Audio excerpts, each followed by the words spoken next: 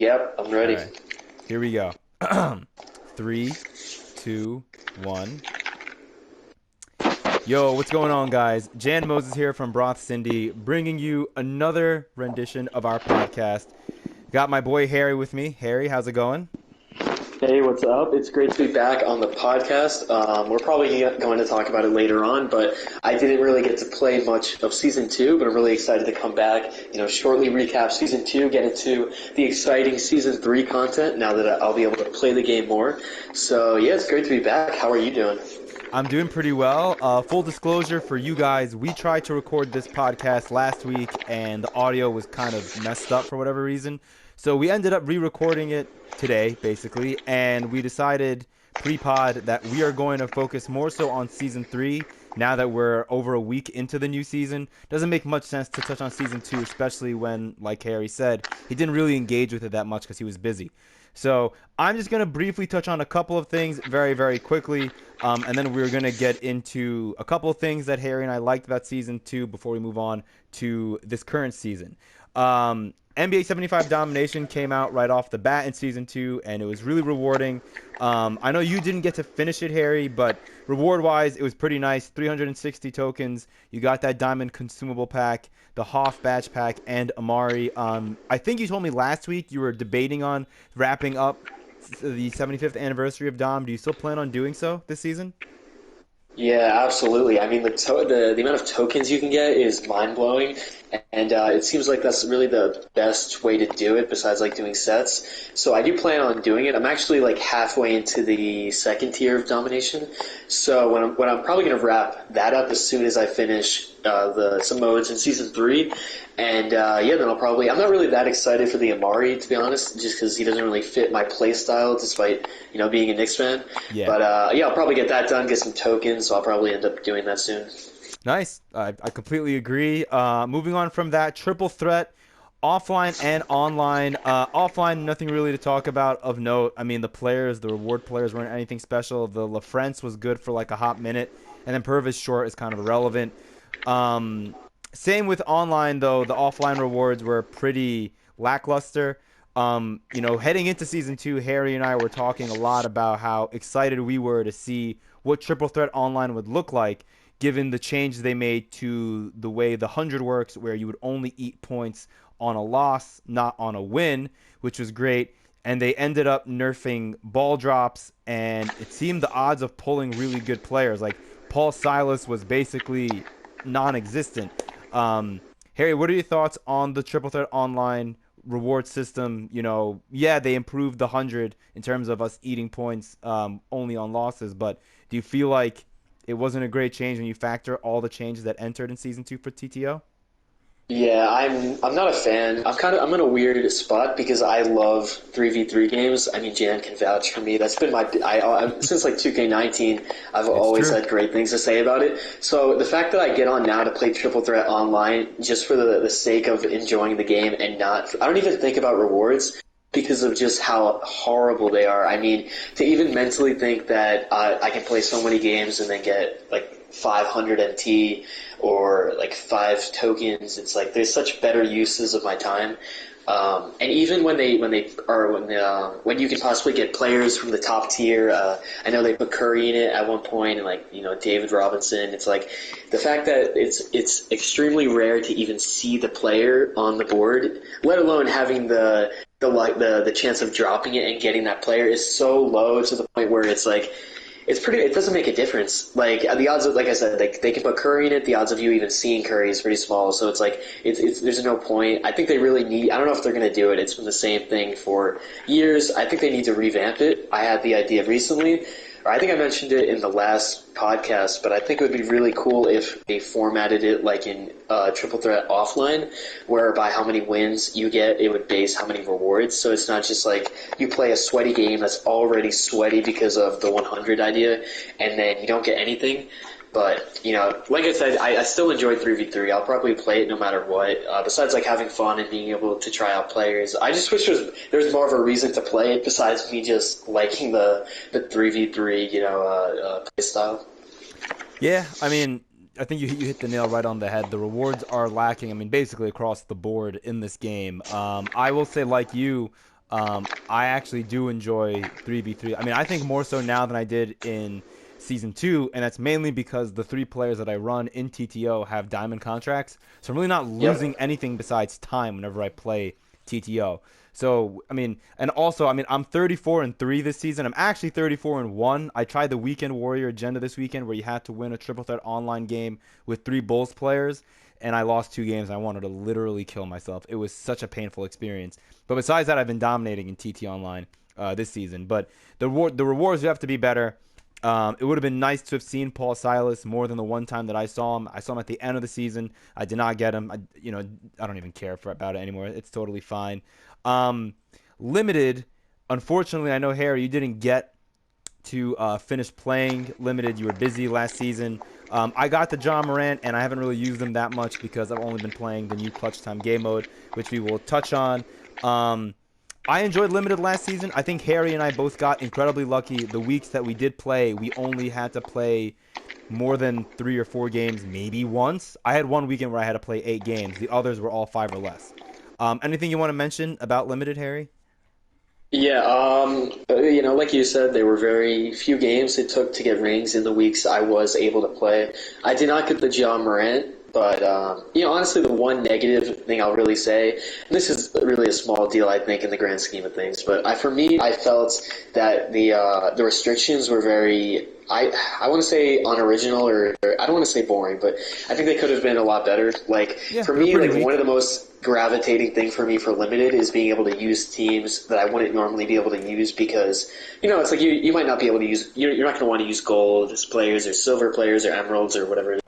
So for me to have 2 in a row where it was use players from the Eastern Conference and then use players from the Western Conference, for me it was just very boring. I was using like the same typical players I'll normally play. So besides that, that's like the only thing I would have changed in retrospect. Yeah, and I feel like so far, I mean, I kind of forgot what last week's Limited was, but this week I really enjoyed the limited restrictions, and I felt like I liked last week's. Um, but hopefully they can, continue to revamp and improve on the limited restrictions every week. Because to your point, I think one of the great things about limited is it's their way of taking a lot of these meta defining cards out of people's lineups when they're grinding for that ring. Like this week, for example, I have the restrictions up. We had to use 3 players from the Pacific division and then 2 players from every other division, and that filled out your entire lineup because there's 6 divisions. So if you add it up, if you do the math, that's 13 players. And you could only use 1 pink diamond, 1 diamond, 1 amethyst. So it really, in my opinion, was the most creative limited I weekend agree. because it took me like 15 minutes to put together a good lineup, and then I got my ring in 2 games. Right, So yeah, it's like I use like the same players for triple threat online, offline, unlimited, domination for everything. So when I play limited, I want to new players. I want to be able to try out new budget cards that I've never used before. So I think that's an awesome restriction. I'm really excited to play it. yeah, I mean, you should. I think you'd love it if you've not played it yet this weekend. I mean, I got to use guys like Marcus Smart, who I've always wanted to use more of. I got to use Corey Maggette, who was the limited reward last week. Or not reward, the limited like solo challenge reward player. And he was a lot of fun to use. I mean, these are players that I'm never gonna really ever use, and it's a shame because they're actually a lot of fun to use, but they're kind of overlooked when you have better players in your lineup. I want to just briefly touch on Unlimited only because I grinded Unlimited last season and I got the Gary Payton. The tier rewards weren't bad along the way to Gary Payton. I just think that unfortunately, because of how Unlimited is and how the online gameplay is, especially when you get into those higher brackets of SBMM, it just is not worth like the mental and emotional toll that this game mode takes on you. Um, I just feel like we're gonna get better rewards down the road. Gary's a phenomenal card. I have been, screaming off the mountaintops basically about how much I love Gary Payton now. I mean, he has been killing it for me in TTO and in clutch time. And with all that being said, I don't know if I would redo that grind for Gary or any unlimited card ever again. I mean, maybe if they put like a dark matter manual quickly, I'll debate it. But like, honestly, I can't see myself doing that again. I mean, I went 53-17 and I aged 5 years. That's the best way I can put it. That Jay Rich is very interesting, though. I will give you that. And I will say that I'm not going to grind for him. But Harry, I know you said that you're interested in him. I think you would kill it with that Jay Rich because his dribbling is crazy. Do you have any interest in grinding for Jay Rich and playing Unlimited in Season 3? Yeah, 100%. I actually had that card in 2K19, I want to say, and he is a really fun card. I mean, talk about doing it all. I mean, the man can dribble, he can dunk, he can shoot, he can pass, he can do it all. I think that is a card that I would keep on my team for a very long time. So I'm excited to quickly add on to what you said. Like if I were to grind that, it is a very stressful grind. I mean, the fact that you get a really cool reward is awesome, but I think you do need to get more. In my opinion, this is how they should do it. I mean, you could disagree with something, but I think in the early tiers, you should at least get some sort of great MT or token reward. And I think at least Ruby and above, if not Amethyst and above, you should be getting that specific player for beating it. So it's not like you get to the pink dot or you get to the second to last tier and you don't get him, and then it's like, oh, I wasted my time. The season ended. I want it to be like, all right, at least I got that diamond from the diamond tier. At least I got maybe a lower tier pink diamond from the pink diamond tier. I feel like there needs to be something more to where it's not you're throwing all your eggs into one basket of getting the card of the season. Yeah, that's all very well said. I don't think I have anything to really add to that. It would also be nice, talking about the rewards in Unlimited.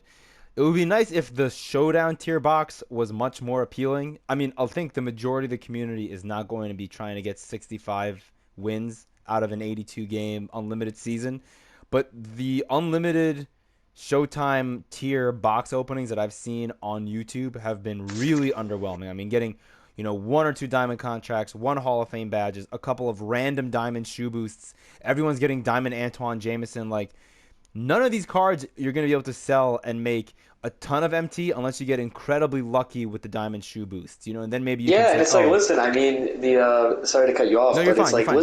listen, like the seasonal grind that is a big grind, and you're getting an amazing player for it. But you can easily argue that the unlimited grind is even harder. You're playing against the biggest sweats on my team, pretty much doing whatever ever you can to win a game. So it's like you should be rewarded for that. You shouldn't just get one player. But it's still a fun game mode. I couldn't be more thankful they turned the 12-0 Unlimited into this. Yeah. So I think that's awesome. But there needs to be a little bit more. But besides that, it's obviously good enough for me to want to commit my time to playing in Season 3. Oh yeah, I mean, I think I was 6-4 before I got Gary, and I went on whatever it was, a 6-game winning streak or a 7-game winning streak or whatever. I think I was actually 5-4. So if it was a 12-0 thing, I would have totally been shafted. So yeah, that's all there is for Unlimited. I just want to quickly touch on a couple of the players that Harry and I really liked for this season. One player that I'm going to take credit for Harry getting because I felt like I had to push him really hard to get because it's a player that I loved. I think he was my MVP of Season 2, and that is the Diamond Glitched Klay Thompson.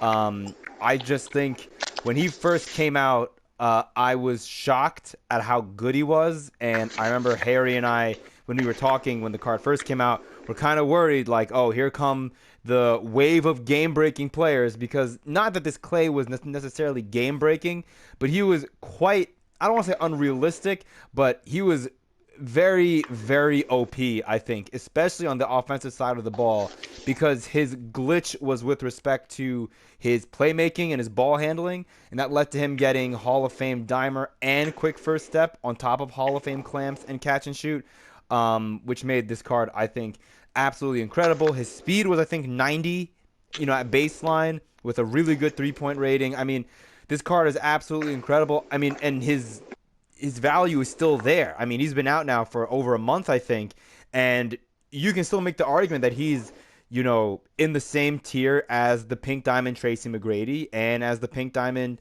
Dr. J, who just came out this week. Harry, I know you really like the Klay Thompson, and there's another player that I know you like as well, so the floor is yours when it comes to your favorite players of Season 2. Yeah, it's kind of funny because leaving Season 1, I had like 700 KMT or something like that.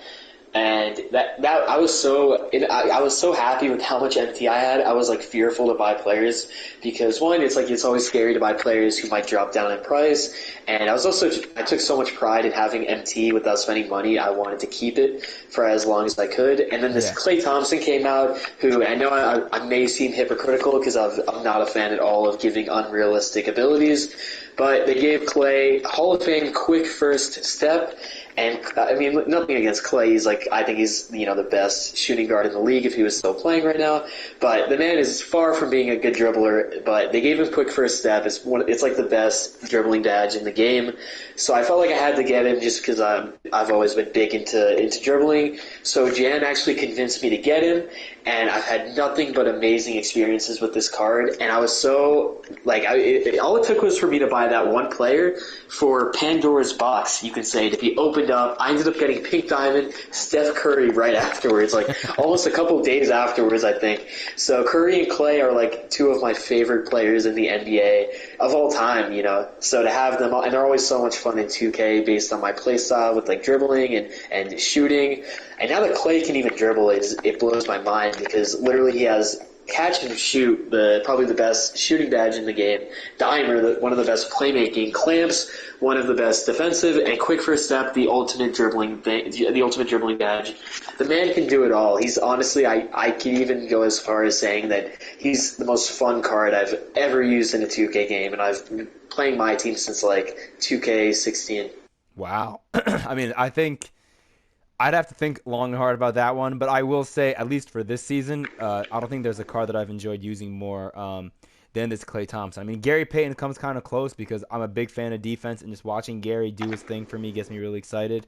But yeah, without question, this Klay Thompson is really, really nice. And a short little side note, when he came out, Harry and I were worried that, if and when Klay gets his next upgrade, whether that's through the Moments program or through another promo, are they going to use the glitched version as his base, or are they going to basically give him a card that has, I don't want to say more realistic ratings, but the glitched is so far from real when it comes to this Klay. That sounds incredibly mean, but I don't think you look at Klay's game in real life, even in his peak, and think, oh, quick first step Hall of Fame for him for sure, But shortly after that, in the same drop, we got a glitched Trae Young, and we got a Moments Trae Young, I think 2 to 3 weeks after that. And the glitched Trae Young, I have him up on my screen right now. He came with Hall of Fame Clamps and Hall of Fame Menace, which are two of my favorite badges on the defensive side of the ball. The Moments Trae Young only came with Hoff, Catch and Shoot, Mismatch, Circus Threes, and Chef. And the glitch trade didn't come with Chef, so they treated them as two separate entities, which I like because I think that, right, it makes Klay more valuable. Literally, yep. Because I was gonna say it's like they can give out a Pink Diamond Klay without Hall of Fame quick first step, and to me, the Diamond Klay is way more valuable, at least for me, how I play. So I love that there's now a distinction because, like Jan said, that was a key reason why I was scared to get Klay because I know Klay's not going to get a higher card for a while since he's not currently playing in the NBA. I know he's playing in the G League now, but I was concerned that they would do a Pink Diamond Klay and he would still have those OP badges that are not realistic to his playing style. So knowing that Diamond Klay is so valuable and important on my team because we probably won't see an OP Klay like that until probably Dark Matter, if not maybe Galaxy Opal. So yeah, I'm really happy about that. Yeah. Yeah, great. I guess that basically covers everything that I wanted to talk about in Season 2. We had the Thanksgiving Festival. That was kind of cool. I would like to see that come back for, around Christmas time for the holidays. But besides that, we didn't really get anything of note. We got a couple of cool locker codes. That's basically it. If you're ready to jump into Season 3, Harry, I am. I think it's fair, if we start on a positive, because I know we got a patch technically during Season 2 that affected dribbling, but I feel like we can talk about that a little bit later. I think what we should do is start on clutch mode. And I want to give you the floor first because you've played a lot of clutch mode. I have too, but I really want to hear your thoughts, or at least your early returns on the new game mode in Season 3 of my team. Yes, similar to every mode I talk about, there's going to be positives I mentioned, there's going to be negatives, but for me, despite things I don't like about the game, the positives so outweigh the negatives. I honestly think this is my favorite game mode that my team has ever added. I mean, part of the reason I love Triple Threat, whether online or offline, is because the games are quick, they're easy. I don't need to worry about stressing for like 45 minutes or whatever it is. In an unlimited game, these games are so fast. The 14-second shot clock is awesome. I mean, they're such fast games, and the fact that you can play 50 games and get a pink diamond Damian Lillard, who is such a good card, is awesome. Like, I'm just a big fan of those like fast-paced games. The only negative, really, I would say, are the rewards. Like, for me, and like I said, you get Lillard at 50 wins, which I think you can even argue that it could be higher than 50 because of how good Damian Lillard is and how fast the games go by. Yeah. But I would rather them do better rewards per game. I mean, even if they were to literally say, listen, we're going to give out 2 to 3K empty for each game, for me, that would have been awesome. That's 150K if you do 3K each game. And for me, the daily spin is very, you can't rely on that. Yeah. You might not always get a good reward. I mean, I've played 17 games, and I want to say like 14 of them at least, I get the 2 tokens every time, which I'm glad to take tokens, especially because I didn't complete domination. But I wish they would get better rewards. But to go back to the positive, it really is such a fun game mode. I mean, it's not sweaty at all, and I really think it's the most skillful game mode in my team. It's like, yeah, you can argue that you're at an advantage if you have better cards, but when it really comes down to it, like, it really comes down to how you play and your play style and how good you are of a 2K player is, just because you have such little time to spare in the entire game. Yeah, I think that's actually a great point, that you don't really need to have a God Squad to compete with a God Squad, because there's only 5 minutes. And in 5 minutes, anything can happen. You know, over the course of an unlimited game where you have 4 quarters at 5 minutes a pop, usually the better team will win. Like, if player skill levels are very similar, usually the guy with the better team is going to come out, because with the better badges, you know, the better shots, the better ratings, usually you're going to see, you know, over the course of 20 minutes, you're going to see more of those shots go down for the better team, essentially. But in a 5-minute game, anything can really happen.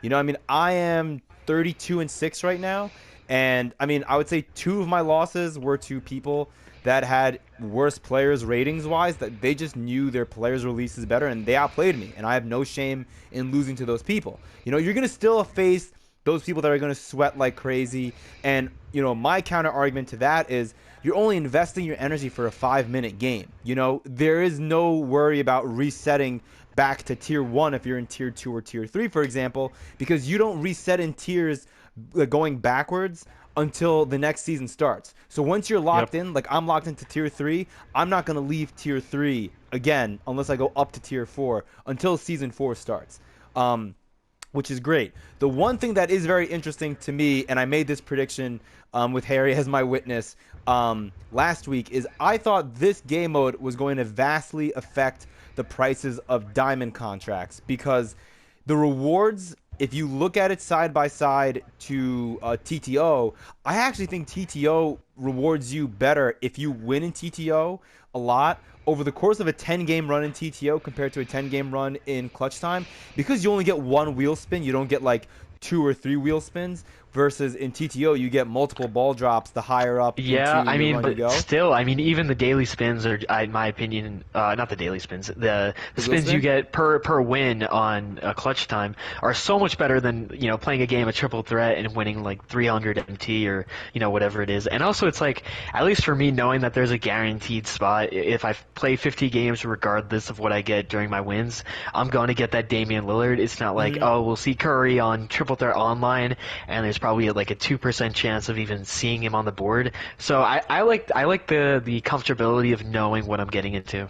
No, definitely. I mean, that I agree with. I'm not trying to poo-poo the reward structure of this game mode. I actually love it because, you know, to your point earlier, you were saying that you wish that we had like a triple threat offline vault, or like, not vault, a triple threat offline like reward structure in TT Online, because you know, like this season at 750 wins in TT Offline, you're gonna get that Cliff Robinson. You know for sure. In this game mode, you know at 30 wins, I'm gonna get Al Horford, and at 50 wins, we're gonna get Dame Lillard. Like, we know what we're going to get. But the one thing is, like, from an MT perspective, I think if you were to like do like a mini case study and you looked at how much MT you make or MTN tokens you make from 10 TTO games if you win all 10 versus 10 clutch time games if you win all 10, I think the MT like discrepancy is not that much, and you're Yep. burning contracts on 5 players versus contracts on 3 players. Now, for me, it doesn't matter as much because, right now my lineup for clutch time, and I'll ask you what yours is shortly. I'm running Pink Diamond Gary, Diamond Clay, Amethyst Mikhail Bridges because I love how he plays and I love the Hop Interceptor. Pink Diamond Mello and Pink Diamond Dolph Shays at the 5 because I love the versatility of that team on defense. It is so much fun to run. And of these players, only Mikhail Bridges doesn't have a diamond contract. So I'm making MT after every game. But what I noticed, gold contracts in the auction house, they were like, I don't know, maybe like 250 to 300 MT. I sold 89 gold contracts for 500 or 550 MT last weekend. I made 40 or 45K MT just off gold contracts. I was so happy because, as Harry knows, and he's relatable to this fact, we're both penny pinchers when it comes to this game mode. So when I saw them skyrocket, I had to jump all over that. But I just think that that's kind of interesting, the whole contract thing going up, and hopefully that leads to them giving us better rewards. What lineup are you running, though, in clutch time? Because I forgot to ask you earlier. Yeah, so my lineup is I got point guard, I got Pink Diamond Curry, shooting guard Pink Diamond Clay Thompson, not Pink Diamond, small Plays forward like Pink Diamond. Yeah, plays like a dark matter, if anything. Small forward, Pink Diamond Dale Ellis. Power forward, Pink Diamond Mello. And center, Pink Diamond John Collins, who I just recently picked up from the token market. And that also brings up a new point. I brought this up in the previous podcast that didn't end up, coming out. But one thing I really love about this game mode is, like, for instance, I got John Collins from the auction house. And beforehand, if I don't really want to test going into an unlimited game to try him out because I don't want to waste a game that I could lose based on a card I might not be great with. The best available option would be triple threat, and you're not going to get the best results knowing that it's a 3v3 compared to a 5v5. But now, considering you're not really, you can lose 3 games and get reset back. You're only getting reset back by 10 games, and it's even losing 3 games in a row, no matter how experienced you are, that's going to be hard to do. So the fact that I feel more comfortable coming out with a new player in a game mode like that where I'm not going to lose as much compared to Unlimited, where I could be losing a game, let's say, in the higher ranks where every win matters. Big fan of that. But yeah, I really like that John Collins. I think he's such a good card. He has that West unsettled release, which is I like it, big fan. But yeah, I really like my lineup. This game mode is obviously catered towards 3-point shooters. Hence the 4-point line. So having players like Curry and Clay that are actually able to hit those every now and then is such a fun experience. Oh, absolutely. And going back to John Collins for 1 second, I think Collins is one of those players where, he first came out and people saw those defensive ratings, myself included, and I couldn't help but grimace. I was like, 76 lateral quickness? Like on 2KDB, that entire defensive section is yellow. Like, that is a bad color, But he plays so well. He reminds me so much of Brandon Ingram in terms of a card that came out, looked pretty solid on offense and looked pretty mediocre on defense, but he plays so well because of his size and his length, where if you're semi-decent at the game, you can mask his defensive deficiencies and you'll eat on offense because of how good he is. Yeah, John Collins gives me a lot of problems. Yeah, to even hype him up on defense, the closest comparison I'd give him on defense is someone like Draymond Green. John Collins is not the tallest guy out there. He's 6'9", and you can play him at center. And nonetheless, this man is still getting crazy rebounds in the paint consistently because of how big he is and how great his rebounding stats are. So I think that is definitely something to say, despite not having the best, defensive badges or anything along those lines. I think the last thing I have to say on clutch time is kind of along the same lines that Harry said. Not just in terms of improving the rewards, but I think if they can find a way, like a simple fix, to improve replayability in this game mode, because like Harry said, 50 wins kind of feels a little light to get that Dame Lillard. Yeah. And what you don't want is your new game mode to feel stale when I would say most of the higher end players in the community got Dame Lillard the first weekend that he was available, which was last weekend. You know, and even me, like, I haven't had a ton of time to play, you know, more so now that I'm on vacation for the next, like, week or so, and I'm already at 25 wins. And it's like, I know I'm going to have Dame Lillard by the time I go back to work in 2 weeks. And it's like, well, then I still have, you know, 2 to 3 weeks left of the season. What would be really nice is if, you know, 2K could give us, you know, some amount of MT. Maybe like if you get 10 wins in your, you know, in the next tier of clutch time, you get 10K MT and make it a Yeah. repeatable thing. I mean, Something as listen, easy as that. this is me being very lenient based on how 2K rewards us, but for the sake of it, maybe even give us like you know 1,500 per win or something or per game, and Yeah. even that would be just amazing. Just how 2K does it, that would be a consistent MT flow that you're guaranteed. I mean, that is such a small thing to ask for. I'm not asking for like you know 5K per win. You can give us 1,000 per win because every game, even wins, I think the most you can get is like 400 MT maybe. So I mean, which is you know, it's not the worst when you have diamond contracts on your team, but when if you are paying for contracts, you're pretty much losing MT by the game at a certain point. So I Yeah. definitely think it would be cool if they can just reward us a tiny bit for MT, you know? I mean, I totally agree. I think that's the whole reason why gold contracts are up in price, is because people are they're playing this game mode, and they're enjoying it. I mean, I feel like there are still a lot of people that are still grinding this game mode to try and get that Michael Red. I mean, I saw there's a couple people on the subreddit who are like 160, 170 games and somewhere over 200 games in with an incredible win-loss record. They're like 220 and 30, and they don't even have Michael Red yet. Like that to me is a little insane. And what sucks is those people that are grinding for Michael Red, because I'm going to be one of those people because I don't expect to get him by the time I get Dame. You know, I would hope that, you know, in the future 2K does give us a, you know, some sort of MT reward or some nice reward every time we complete a tier again, because there are going to be people that are going to want to grind for the Michael Red, and they're going to be losing MT if they don't have diamond contracts on like 2 or 3 or more of their players. It really really sucks to see, you know. So but just like Harry said, to kind of bring it all together, I think Clutch Time is a phenomenal addition to my team. I'm enjoying it a lot. I am a big fan of 5v5 game modes, and I love Clutch Mode because it gives me what I want in terms of a 5v5 game mode without me having to get super emotionally invested in the result of the game. Like, if I lose, so what? You know, who cares? I can jump right into another game. I'm not going to get reset all the way back down to tier 1, you know, which I really, really like. Any other thoughts on clutch mode, or shall we move on to the patch? Yeah, we can move on. Okay, so Harry, once again, I'm going to give you the floor here for the patch because I think safe to say you're a much bigger dribbler than I am. And now you've had some time to sit on this patch. It's been not just a few days. You've had like 10 days now to, you know, play with the, you know, the new dribbling patch that's been put into place. Where are you right now on this patch? Do you like it at all now? Do you hate it as much as you did last week? What are your thoughts?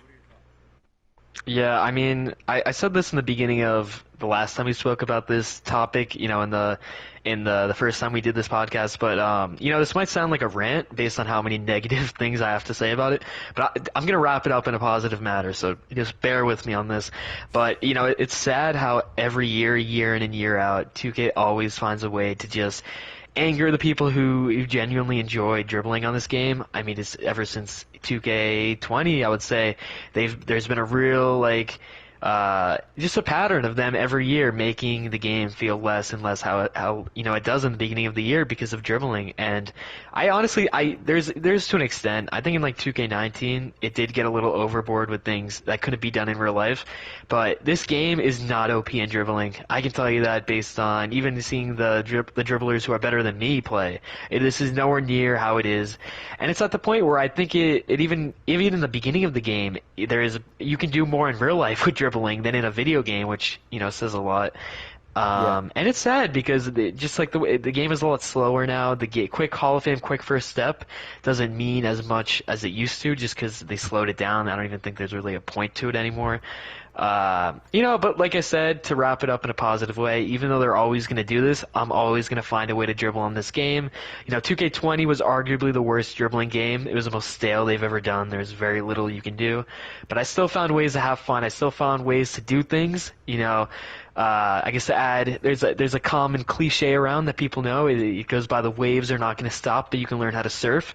And that's exactly what I'm going to do. I can't control what 2K does to the dribbling, but I can control how I respond, how I continue to work on my dribbling and get better and better and better.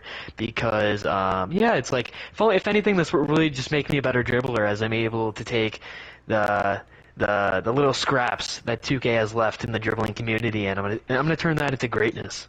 Nice. I mean, wow, that's incredibly well said. And you're right. I mean, they're gonna do this. I feel like a lot of big games like 2K and MOBAs, like all these various kinds of games, they will put changes in that change the meta.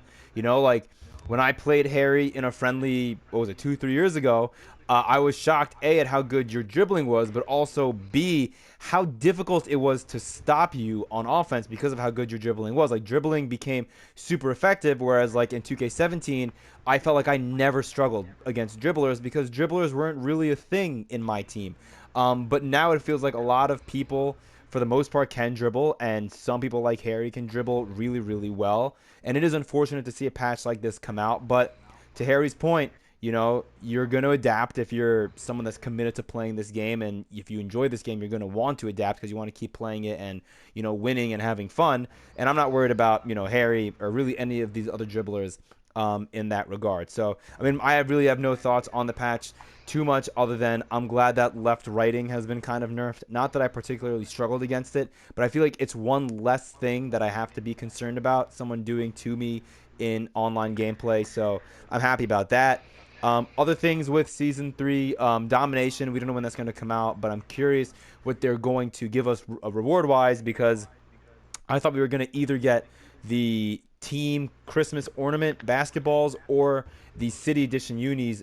The ornament balls are in packs, and the City Edition unis are actually, I mean, I like the way they did this, are obtainable when you get a win in Triple Threat online using 3 players from the same team. So I was able to get the New York Knicks really sleek-looking black and orange uniforms, their City Edition unis from playing a TT online game with 3 Knicks players. So I wonder what they're going to give us from Domination. I know we spoke a little bit about Beyond Level 40, Harry. I like the idea. I don't know if we've ever had that in my team before. Before I throw it to you, just so that you guys know what that is in case you don't, which, I mean, I feel like everyone knows what it is by now.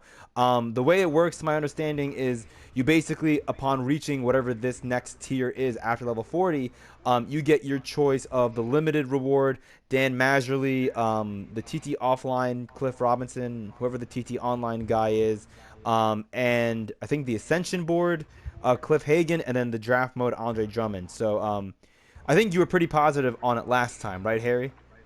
Yeah, I think that is honestly one of the best ideas 2K has ever had. It's once again rewarding the people who play this game and grind it compared to rewarding the people who spend money, like 2K tends to do often. I think it's such a cool idea, especially I have sympathy for sure, considering in Season 1, I completed the draft a record-breaking 8 times and did not get the reward. So I think now knowing that I can just grind XP like I did, and I got the mellow, and knowing that there's more out there, there's something after where I can continue to grind for players who I might not have gotten in the draft or any of the other modes. I think it's such a cool idea, and I really hope this is something that 2K expands on in the future. Yeah, very well said. I think that's basically all I have to say about that. The reward players, speaking of the reward players, the season 3 level 40 reward is Opal Allen Iverson. I know he's a pretty polarizing option for the level 40 reward because he's yet another point guard basically that's coming in the game when we've had, a slew of them. We've had, Gary Payton, who, yeah, I know not everyone's going to get Gary Payton, but you have John Moran, who a good number of people have. You have Dame Lillard, who I think everyone's going to get if they play clutch time. And now we have AI, and it sucks that we're going to be getting AI post dribbling patch. I still think he's going to be really, really good, and I think it'll be a good challenge for 2K in light of, we're in December now. We're going to probably be getting tall point guard soon. and they nerf the dribbling, it'll be interesting to see how they make this Opal AI play. What's your excitement level for this Allen Iverson, Harry, and are you going to grind for him? I'm actually not going to grind for it, but I will say this AI is absolutely up my alley when it comes down to dribbling. I love AI. I think he's such a fun card to use in the game. Unfortunately, that mellow grind, I think I still lost at least 10 or 15 years of my life grinding that just because of how much work it took. And I think, no, it's a lot easier now in the upcoming seasons compared to Season 1. But nonetheless, I'd rather focus my time. The one thing that I don't like about the seasonal grind, that this is something that 2K couldn't fix. It's just like the way it is. But you mainly focus on that compared to focusing on everything my team has to offer. And especially with this new clutch time mode, 2K has so much to offer. I want to spend this season grinding everything. I don't want to just focus on, having to get on to get my dailies done or whatever. But nonetheless, if anyone is, considering getting the AI and they don't know whether they should or not, I would advocate for getting him. I mean, it's going to be such a fun card. I haven't really seen the stats, but I imagine the badges are really good. The dribbling should be really good. So I think it's going to be a fun card. I'm excited for people to get their hands on him. Yeah, I agree. I mean, the Kevin Garnett wasn't really a great reward. I don't believe you got KG, right, Harry? I forgot. I did not. That card just doesn't fit my play style whatsoever. But that's my opinion. I mean, I'm sure other people who are more into posting and defense and all that kind of stuff, I'm sure they love KG. So it's really just based on how you play. And I like that. I mean, the same people who probably went for KG, the AI might not be for them.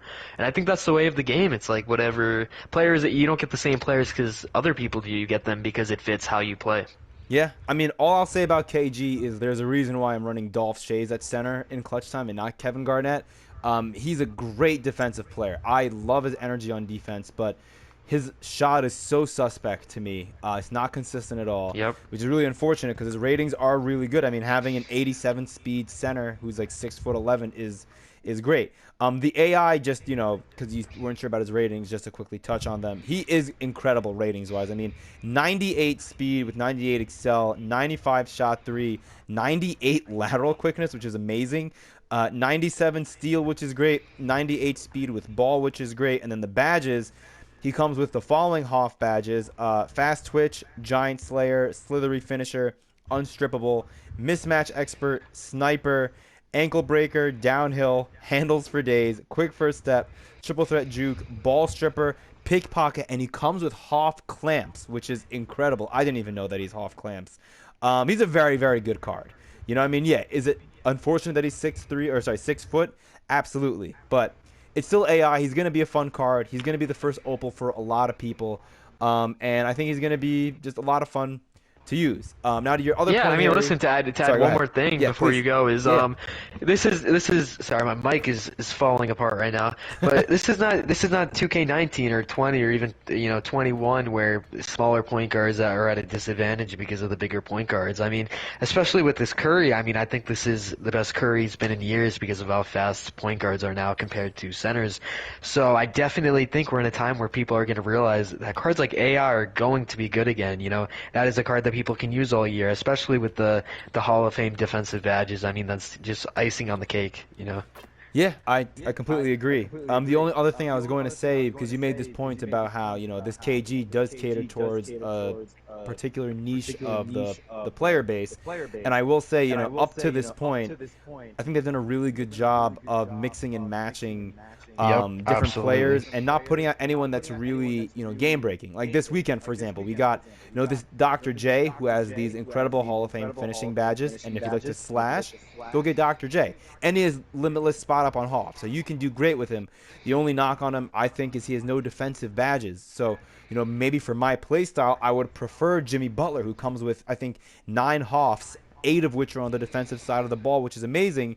But his offense leaves a lot to be desired. He's not going to be a shot creator. I think he has power dribble style, which is not great. And the release is really nice, but only an 87-3 stock, not great. And the shooting badges, I don't think he can get some of the key ones. A lot of the ones that he has come on gold.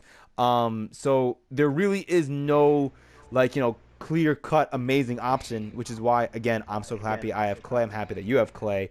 But they've done a great job of keeping the game at least somewhat balanced, even with players having unrealistic ratings. Like, we got this Bill Russell this weekend with an 85 3-ball, and that is, you know, ridiculous to me, obviously. Yep. But his release is so bad that I can't touch him. Like, I played against him in triple threat online and in clutch time.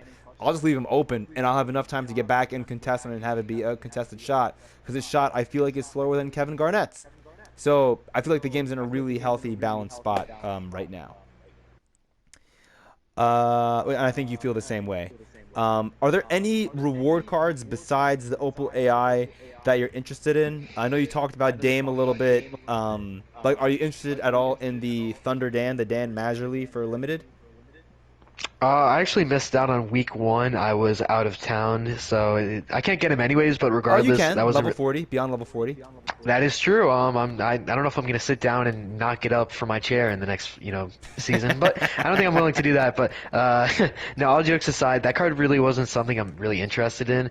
I will say the triple threat offline Cliff Robinson does kind of intrigue me. I've never used a Cliff Robinson in my entire life, so I think cards like that are like, I don't even know if he can even. I doubt he can shoot threes for some reason, but I still feel like using cards like that I've never used will be fun. I'm trying to think of other rewards. Obviously, the Dame is very enticing. How about that Michael Red? The Michael Red is awesome. I mean, my draft luck was clearly very bad in season 1. So will I even get him in the daily spin in 50 games? I hope. I'm not really getting my hopes up, I'm not gonna lie. But if I do get him, that would be awesome. I'm trying to think of the other rewards. Who is the player who do you get in the draft?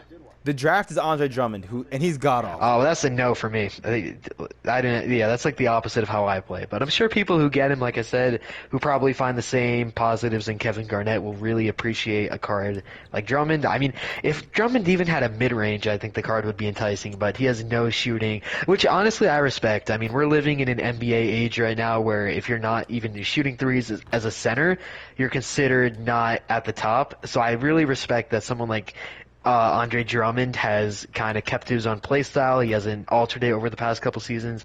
I mean, you can even say that him and probably a few other people like him, Dwight Howard, and probably a few other people are the only people remaining who are traditional centers. Yeah, I agree. But regardless, unfortunately, in this game, Andre Drummond is not great. No. I played someone in Triple Threat Online right as Harry was getting on who had Drummond, and he was getting out-rebounded by Dolph Shays, which really broke my heart for my opponent because it's like, if a power forward, and I know Dolph is incredible, but if a power forward is going to out-rebound Drummond, and that's the one thing he gives you is rebounding because he can't shoot, and his defense is suspect, his speed's kind of low. I mean, what does he really give you? So, I mean, he is what he is. There really aren't any other great reward cards that I can think of. I'm grinding for that Thunder Dan because I'm a big fan of Hall of Fame Menace. It's my favorite defensive badge, I think, this year. Maybe tied with Hall of Fame Interceptor. Just because I've seen Gary Payton and Trae Young's glitch card do some ridiculous things for me on defense, harassing my opponent. Because obviously I'm not playing on ball the whole time. And when I'm playing off ball, I really need my point guard to, really harass my opponent.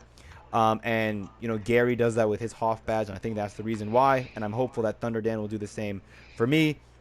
I plan on playing past 50 games in clutch time if I don't get Michael Red to at least try and get him, because while I know it's RNG and I may not end up getting him, I mean, it took me 430 wins in Triple Threat Offline to pull LaFrance once, and I ended up pulling him 2 more times. But I would really love to get that Michael Red. I want to just briefly touch on the promos so far because we haven't really gotten anything too crazy yet. Maxed Out was a promo that we got last week. Very underwhelming with the Pink Diamond Ray and the Pink Diamond Tim Duncan. This week we got a promo called, what was it, Cryogenesis or Iced Out, that gave us basically a carbon copy version of the Flash/glitched promo, just, winter style rendition of it.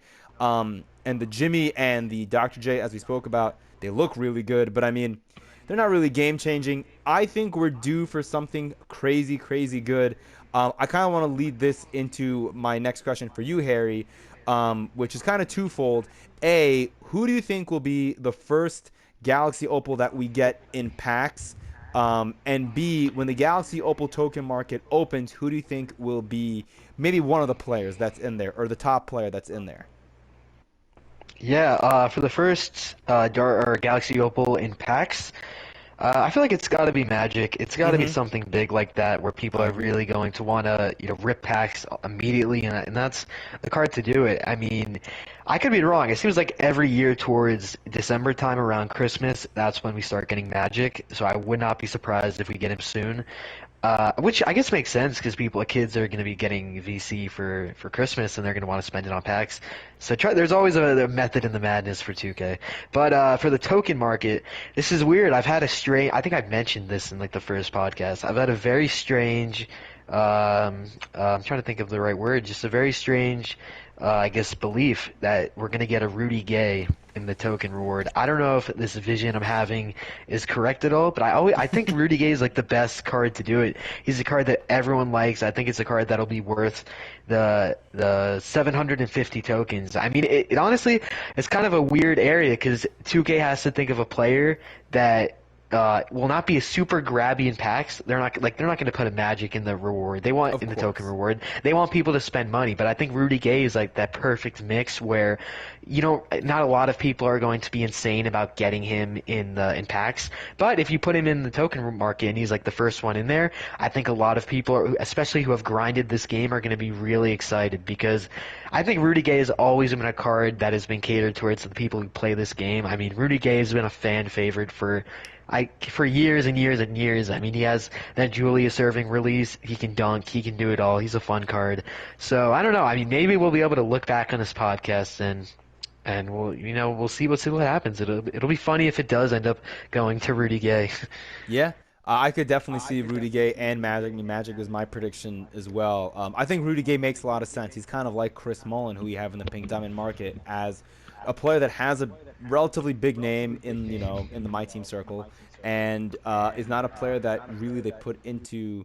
I don't want to say that they don't put him into packs, but he's someone that I think 2K, to your point, is comfortable making a grindable player because you're grinding for tokens, and they'll be okay with that. I think Rudy Gay makes a lot of sense. I wonder what they're going to put as the price for Galaxy Opal players in the token market, because I don't know if we're going to get a Dark Matter, part of the token market. Pink Diamonds were 150. I think if we don't get Dark Matters, the Galaxy Opal is normally 750. Oh, well, okay. I mean, if that's 750, would Dark Matters be like, what, 1,500? I don't think we're getting Dark Matters. You don't think so? Because we didn't get Dark Matters in 2K21. Oh, I didn't know that. Okay, well, that's good to know. Well, then, I guess 750 tokens make a lot of sense. I'm sitting at a little over 1,200 tokens because there's nothing I want to buy right now. I mean, the John Collins looks nice. The Chris Mullins looks nice. But I'm in this point where I'm kind of like, it's like the calm before the storm. We've gotten 2 weekends of not really exciting players. Like that Dr. J is really cool. The Jimmy's really cool. But, like, none of these players are screaming, pick me, pick me. I'm waiting for, I think we could get Galaxy Opal Magic maybe as soon as the end of this month. I could see that happening. I could definitely see us getting. I'm willing to bet now we get a Magic coming for like right before Christmas, like a few days before or something like that. I could see us getting Magic on Christmas Eve because Christmas Eve is a Friday this year. I would put money on. I would put money that not even. I wouldn't put money on Magic. I mean, it's pretty likely, but just because we haven't gotten a really good card for him yet. But I'm willing to bet we get a card Christmas Eve, if not very close to Christmas. Yeah, I would say Opal Magic or Pink Diamond LeBron to me are a shoo-in for the Christmas Eve. Yeah, and I know promo. 2K normally does a cool Pink Diamond locker code on Christmas where you can drop the ball and get one of like the many Pink Diamonds. I think it was 2K20 or 19 where it was like Giannis, Magic, KD, like talking about the really good cards. So I'm hoping that that's a constant thing and 2K really is rewarding. I mean, listen, am I offended we didn't get any Hanukkah token drops? A little. But yeah, maybe next year during Hanukkah or maybe Passover. We'll get some cool cards. Yeah, those damn Muslim 2K devs. What are they doing? Wow. Okay. All right. Just calling them out. I know. Jan has been canceled. That's right. So Shiz will be doing the podcast next time with Harry. I'm retiring. I know. Anyways, I guess we'll just end off this podcast talking about. Actually, how much time do we have? I have one more little thing to add. We have 7 minutes left at most, so go for it. I'll make this quick. The interface on this game mode is quite fantastic. Oh, yes. I made this comment to a friend, and he kind of laughed at me. And I don't really care because I love the interface. I just love winter. I think that anything winter related is awesome. And for me, I'm not saying that the interface of my team, like the background and everything, is an integral reason on why I play my team. But for me, it's always a reason that makes me want to play the game more. I mean, like I said, I think I mentioned this in the last podcast we did that didn't come out, but I think it has to do with the colors and what colors bring out emotions. But I think the blue is awesome. I haven't been this excited about an interface since 2K17. So years and years of frustration on the notch with how the game looks background-wise has finally paid off in December. I really hope that 2K doesn't let us down in Season 4. Maybe let's keep it going. Maybe we'll get some Hanukkah-themed dreidels in the background of 2K. Oh, man. Hey, I mean, look, you never know, right? You honestly never know. I mean, all I'll say is that when it comes to the UI, like Harry, I think it really does set the mood when you boot up my team and you see like the nice blue and yellow. Very romantical when you play 2K. I mean, that's honestly all I have in my mind, romantic thoughts whenever I play this game. You know, but like Madden, for example, in their final years of us playing, had this really ugly like yellow and orange.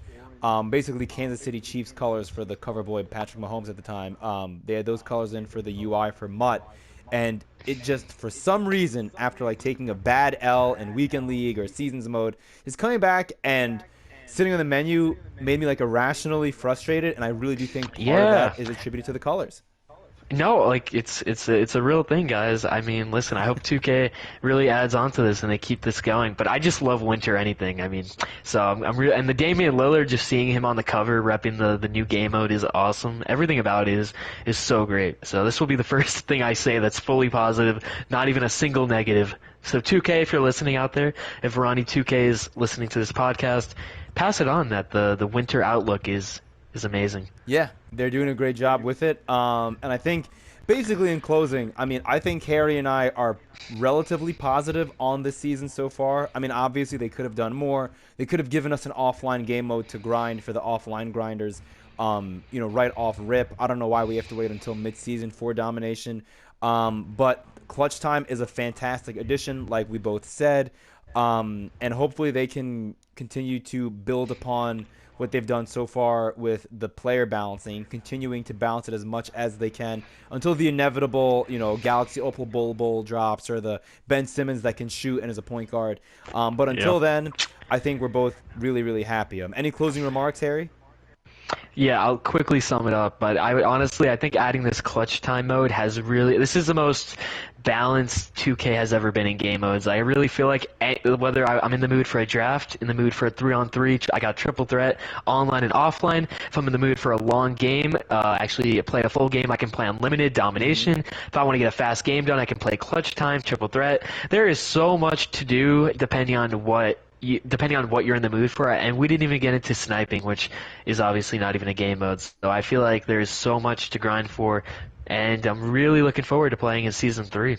Awesome, Harry. Likewise. And hopefully we'll see if we do a mid-season recap. I mean, I think Harry's going to be going away around the end of this month, so maybe kind of tough. But, I mean, I personally enjoy just doing the end-of-season recap and, you know, next season previews. I think we're able to get in a lot. Maybe, you know, like Harry has mentioned in the past, we'll do podcasts randomly if something of note happens that we want to talk about, like a shorter, like little, like snippet.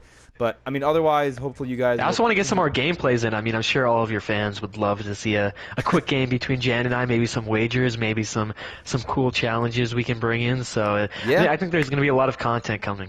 I think so, too. So, hopefully we can get on that as well. Harry, as always, great pleasure having you on. Thank you for freeing up time once again as we had to re-record this episode. So, thank you, Harry. Appreciate it. All right, cool.